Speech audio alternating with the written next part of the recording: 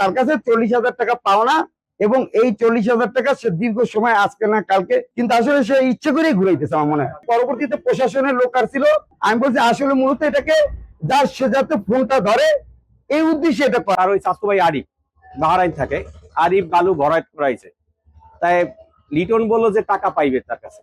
এই টাকা পাওয়ার কারণে শোনাশুনি যে এই জন্য সে আবার বালু কেটে বালু বর্ষে ওইটা ওরইটা দিছে, এরপর বর্ষে এখন আবার কইছে এসে যে এখন বালু যে উঠে নেয় পায় না আমাকে না কারণে আমি জানি না, রাইতে বিদেশে অনেক খবর দিছে বালু উঠে নেয় এই জানছি, আর আগেও আমার জ্বালাইছে। তো এখানে পুলিশ আসছে, পুলিশকে বলছে এটা নিজস্ব জমি, এই সেই মানে ও এরকমই করে।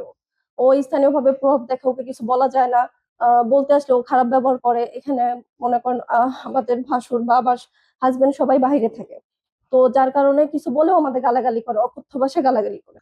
আমার mobile officer S I Mashiur Rahman উনি সরজমিনে গিয়ে দেখেন যে আরিফুল ইসলাম ওই জনকে লিটন হচ্ছে সম্পর্কে আপন চাচাতো ভাই। এই জমিতে বালি ফালানোর অনুমান 40,000 টাকা লিটন পায় মর্মে লিটনের দাবি।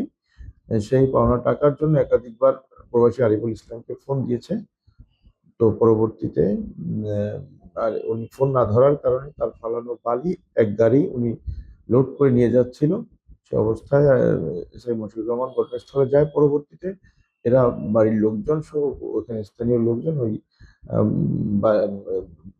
মানে গাড়িতে রাখা তোলা বালি ফেলে দেয় এবং বলে যে তাদের পাওনা টাকার বিষয়টি তারা স্থানীয়ভাবে পারিবারিকভাবে আপোষ মীমাংসা করে নেবে।